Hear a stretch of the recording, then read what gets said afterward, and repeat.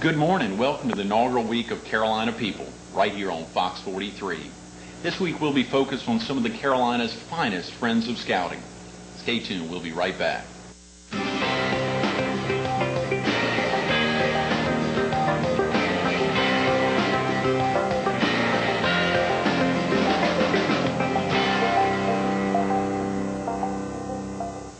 Good morning. Welcome to Carolina People. This week we're visiting with some of the Carolina's finest friends of scouting here at the Pee Dee Area Council Service Center in Florence. Today we're honored to be with Billy Powers, a Florence native, who we hope to hear what's going on here with the Pee Dee Area Council. Thanks for being with us, Billy. Yes, sir. Good to be here. Absolutely. When I said you're a Florence native, I think I got it correctly. You're a Florence County native. That's correct. Grew up in a farm out of Timmonsville. Is that right? Yes. Timmonsville is, for viewers not from within the Pee Dee area, is that on the western part or eastern part? About 10 to 12 miles west of Florence, yes. West of the city. Right. That's where the Honda plant's located, isn't it? That's correct. Okay. Well, that's surely a claim to fame now for the state. Yes. The Honda plant having shown up there, shown up in Timmonsville. Are there any other noticeable or noted locations within Timmonsville that folks may know about? Well, Kel Yarbrough's originally from Timmonsville. Is that right? Well, that's Really? a great claim to Yeah. fame. Absolutely. Yeah. So you've spent your entire life in the PD. Yes. What a wonderful thing. Well, let's.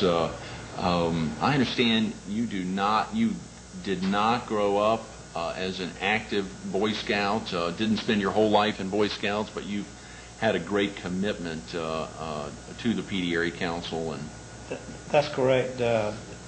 Back when I was a small kid, back on the farm, we had a Cub Scout group that tried to get started, and had a few meetings, and then it sort of disbanded. So I never had an opportunity to get involved in scouting. But I'm certainly familiar with scouting over the years, and certainly a big supporter of scouting. That's wonderful. Well, the Pee Dee Area Council serves such a large geographic area in South Carolina, and I understand you've got your fingers in, or your hands, or your involvement has been within all over South Carolina, I guess in the southeast. Yes, that's correct. This is Powers Construction Company? Yes, Is sir. that right? Yes. That's based here in Florence? Yes. Okay. And that's been a family business, or No, I started the business about 35 to 37 years ago. And at one time we had offices in Charleston and Spartanburg, but we don't have those offices any longer. What does Powers Construction primarily focus on? I'm not that's not my background, so please tell the viewers what. There was a point in time that we did a lot of schools, churches, industrial, a lot of different stuff that we, able to get the contracts on the bid market, as they call it. But we don't do that anymore. For the past few years, we've concentrated on developing apartments around the state, and that we, build and maintain and manage and own ourselves. So you're almost exclusively focused on South Carolina? Well, presently, of course, we will grow further into southeast as time goes on. We're producing right now. We're finishing 2 units a day. 2 units a day. 2 apartment units a day. So it's pretty obvious, if we're going to continue that pace, we'll have to move out in some other areas. But thus far, we have not had to do that. So there is definitely not a lack of a need of apartment units throughout the state. Well, right now, the market is very soft. But people are able to, the reason people are able to buy cheaper than they can rent with the low interest rates. So that's hurt us some. But it will, that will change. I know there's a very large rental community in Myrtle Beach, an 800-unit community, Seagate Village, and they have recently, the former Air Force Base housing, Yes. they have recently decided to sell off a couple hundred of those units. It's actually principally owned by a gentleman that's based in the PD. You may know David Douglas. Yeah, we were anticipating doing some of the sort of stuff. Is that right? Yes. Building apartment project or building We're projects? selling some that we already have. Right, sure, Yes. sure, selling some of the units. In fact, we have a new project right there behind the old air base with this 664 units that we're doing now. 664 units there Yes. in Myrtle, close to the air base. Right behind the old air base at Palmetto Point. Okay, I know exactly where that is. I know exactly where that is. Am I correct that you have not only focused on construction, but that you have more recently gotten involved with aviation? Been in aviation a long time. Been flying for 40 years, and over the years was in the air freight business, the scheduled passenger service, and more recently we got involved in the FBO operation here at the local airport. Is that right? And we do, we do charters and the things that FBO's flight training, teaching people to fly. We have a jet that we charter. We have a prop jet that we charter. So there's also a Powers Aviation. Right, Powers Aviation, that's correct. If folks wanted to just learn some basic flying skills, if someone's really interested in being a pilot, would they turn to you for that opportunity? They would turn to. We do provide those services, yes.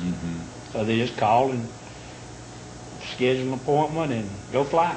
Spectacular. Well, and that's how you got in the first time. You said 40 years ago. The first time I took the first lesson, that was about my third time up in an airplane. Your third time up? Yes. Was your first lesson? Yes. Golly. Well, I know there's a lot of PD area folks that fly often. There's a former congressman here. You probably know Ed Young. Oh, yeah. No, Ed very well, yes. Former congressman. Friend, yes. I think about 6 years ago, he was telling me about flying over a tower there in Marion County between Mullins and Nichols and the excitement of being able, and I guess you do the same thing. Well, I don't fly low anymore. Usually going somewhere and get altitude. So, but there was a time though it was fun when you first start flying to just sort of fly around, and low and I remember I had an old J3 or J5, and you catch people in the tobacco fields, cropping tobacco, and you go down through there and low, and they scatter like a covey of quails. It was fun. Amazing. You couldn't get by with that nowadays. No, not at all.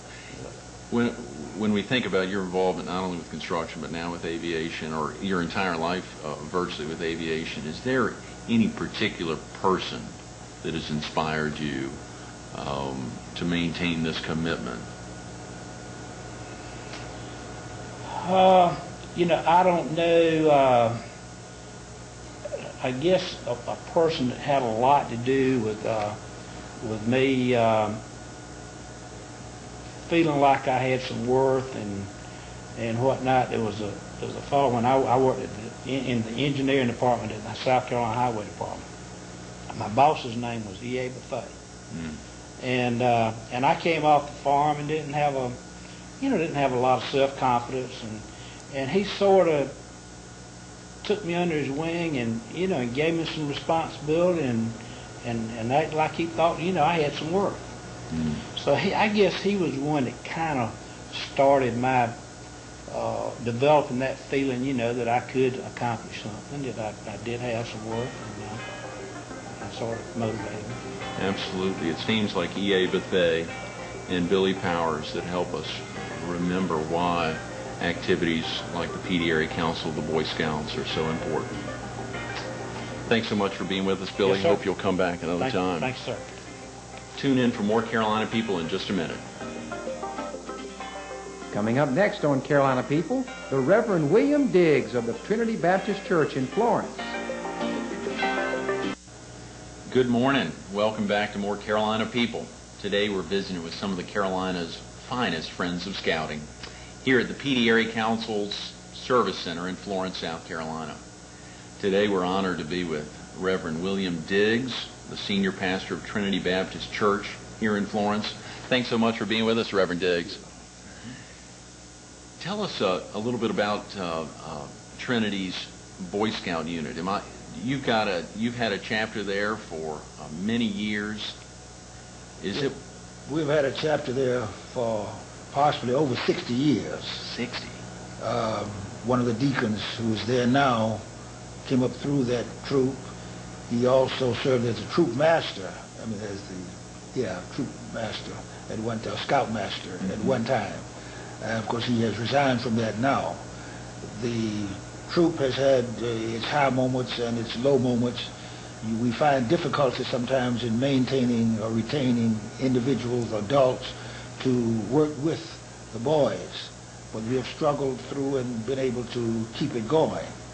Sometimes these individuals have to stop because of their job situations, etc. But we have been able to continue it. And we are proud of that. We have a young man now who works in McLeod Hospital who is serving as our scout master, and the previous scout master serving as the assistant. We possibly have around 25 boys there at this juncture. The church has sought to maintain a modest budget for the scouts. We also try to encourage independence on their part. And personally, I feel that scouting is becoming and has become even more valuable in this era because of the trends of what I see today. It seems to me that there is a lessening of emphasis upon integrity, self-discipline, etc., and you get this in scouting. And we need this, and especially among our boys. So many of the qualities that are instilled in these boys and soon-to-be young men can start in scouting. And to have an opportunity to start it at Trinity Baptist Church is probably a great honor. Am I correct in that this year the church and the community will be celebrating your 40th year? That is correct. As in pastor? October. In October? Yes. Congratulations. Congratulations. Are you a PD area native? I'm from Rock Hill, South Carolina. Okay. I was born in Columbia, reared in Rock Hill. I attended school in Atlanta at Morehouse College. Okay. And Atlanta University. And I continued education for the seminary training in Rochester, New York, Colgate, Rochester. And then finally to McCormick Theological Seminary in Chicago. You got your master's in divinity? Master in Divinity from Colgate, Rochester Divinity School, and Doctor of Ministry from McCormick Theological Seminary in Chicago. So from Rock Hill to Atlanta to Rochester New York, to Chicago That's right. to the PD? That's right. Spectacular. Well, you covered a lot of bases. Of course, I came from Rock Hill here. I was working at junior college, Friendship Junior College, which is now closed. I was there until 62. You were a professor there. Really 61, yes, after I came out of Colgate Rochester Divinity School. I happened to have been there when the first sit-in demonstrations were organized in South Carolina, there at Friendship Junior College, February 12th, 1960. And you were a professor there? Yeah, I was a professor. I was a part of the organization. Yes. Instrumental in helping set the stage for much change, much like your involvement in scouting, which enable these young boys to get some of the opportunities to make change in lives. You started that in 1960. Well, that's a great honor, not only for Friendship Junior College, but also for the Southeast and for this nation. Truly, the years at Trinity Baptist have been. There have been a lot of activities, a lot of change in the community. I understand. Were you once the president of the Florence NAACP? Okay. Yes, I was president of that for, I think, 4 years. 4 years I served in that, up until the early 70s. Of course, those were interesting years. Changes were taking place. We might say that certain laws had been passed which made it easier to bring about certain changes in habits. See, the law has to undergird you in order to get people to change their habits, oftentimes. You see. Absolutely. Yeah. And so we can see the progress that's has been made and that is being made, but we still have a lot of room for improvement. I see that you received the Building Bridges Humanitarian Award in 2000. That's right. What's that about? Well, that's about having been involved in the community Right. as a whole. You know, I have not just confined myself to the activities of the church itself, but it is my feeling that the church should reach out, you see, and make itself felt in terms of its message, you know, and in terms of really trying to better the conditions of people. And we found ourselves involved in this from the very beginning. The Mayor's Human Relations Committee, etc., on down the line. And there have been some sticky moments, you know, but we have hung in there. And we are happy about some of the changes that have come about.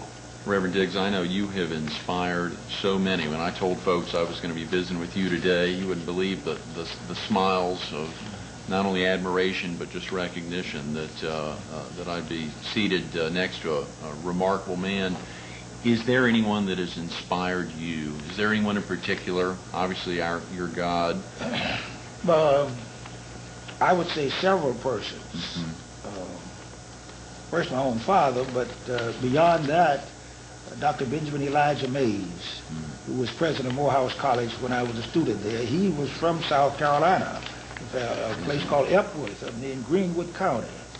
And he came up, if you might say, the hard way and struggled and was able to acquire his college degree from Bates College in Maine and the PhD from the University of Chicago. And he stressed to all of us about maintaining a sense of dignity even though we might be deprived or denied, even from a racial point of view, but do not let that keep you from having a sense of dignity and being looked upon as being somebody. I happened to have been at Morehouse College the same time Martin Luther King was there. You know, he was a schoolmate of mine. He graduated a year ahead of me. Well, part of the inspiration that you provided to others is part of the reason why the Pee Dee Area Council of the Boy Scouts felt it imperative to honor you this year at the upcoming DCA dinner with the Ernest M. Whitney Jr. Service Award. And we want to thank you so much for your years of service, not only to the PD, but to our community writ large. We pray that you'll continue many, many more years of service. Thank you for tuning in. Carolina People will be right back. Thank you again, Reverend Diggs. God bless you. Stay tuned. Scout Executive and CEO Jim Head is our next guest on Carolina People. Welcome back to more Carolina People. This week we're visiting with some of the Carolina's finest friends of scouting. And today we're at the Pee Dee Area Council Service Center here in Florence. We're visiting with Jim Head, the Scout Executive and CEO. Jim, thanks for being with us this morning. It's my pleasure again, Greg. This has been a great week focused on the Boy Scouts. We hope that it'll keep going strong and know that there's so much going on within the Pee Dee Area Council. Can you talk a little bit about, there's a big event coming up, the DCA dinner. This is an event that obviously happens annually. There are a lot of viewers within the area that may not know about the dinner. Can you tell us a little bit about it? I'll be glad to, because it's probably one of the highlights, the kind of epitome of what we do this year. There'll be approximately 850 people in attendance at this dinner, and most of the major corporations in 11 counties that we serve will be represented that evening. It's an evening that we honor the Distinguished Citizen of the Year. And that's a very difficult selection because, quite frankly, we seek those individuals who are the epitome of the Scout values that we represent, the Scout Oath and the Scout Law, from trustworthy to brave and reverent. It's an exciting time period for us because we get to showcase not only individuals within our community, and this year it's Mr. Billy Powers, but we also receive some national recognition, and national awards are presented at this time. And you've already spoken, I believe, with Reverend Diggs and Billy Powers, two gentlemen who truly are my heroes, people that I look up to for the things that they have done and the commitment they have, not only to the Boy Scouts of America, but to the communities in which they've lived and functioned. We also are going to honor Mr. Emerson Gower, who's been on our board, who actually is responsible for the success of the Distinguished Citizens Dinner. He chaired the first 3 dinners that we had, and we have a great debt of gratitude that we want to express to him. And then there's an individual who probably touched more lives in the PD than any single man that I'm aware of in this area since I've been here. And it was a great loss to our community. It was a great loss to BB&T. But we're going to honor Ashby Louermore this evening in memoriam. And while Ashby was never a scout, I can tell you that in all my experiences, he exemplified those values we try to instill in young people. When you talk about on my honor, Ashby exemplified honor. Talk about doing your best. I never saw Ashby during the working hours. I would either see him at 6:30 in the morning or 9 o'clock at night, but he was always dedicated to helping other people through his business. When you talk about duty to God, Ashby always gave the Lord credit for everything that he accomplished and for everything he did, and he kind of held you to those standards, which was an exciting thing to be associated with. The 12 points of the Scout Law, Ashby exemplified them. And we talk about helping other people, once again, Ashby's dedication in the banking business, he kind of took it on as a personal crusade, that what he was doing was in essence helping people. So we're real excited. Billy Powers, Reverend Diggs, who's earning the Whitney M. Young Award, which is a national award from the Boy Scouts of America out of Dallas, Texas. The exciting thing that Emerson has done, and he's not only done it for the Boy Scouts of America.